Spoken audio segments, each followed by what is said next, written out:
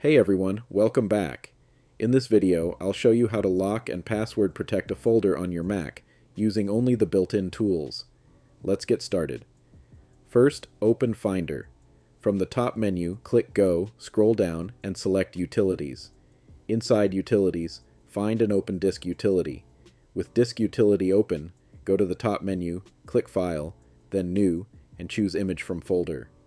This option lets us lock an existing folder. Now, navigate to the folder you want to secure.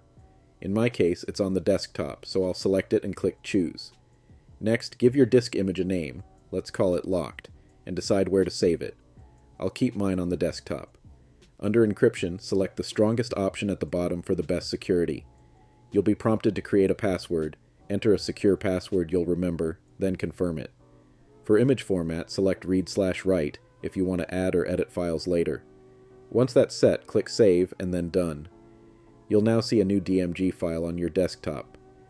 This is your locked folder. Double-click it, enter your password, and you'll see a mounted disk image appear in Finder. Inside, you'll find your secured files.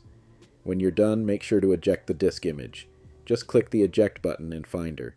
If you leave it mounted, anyone can open it without a password. One last step. Delete the original folder. Move it to the trash and empty it. Otherwise, the files will still be accessible. And that's it. You now have a fully password-protected folder on your Mac.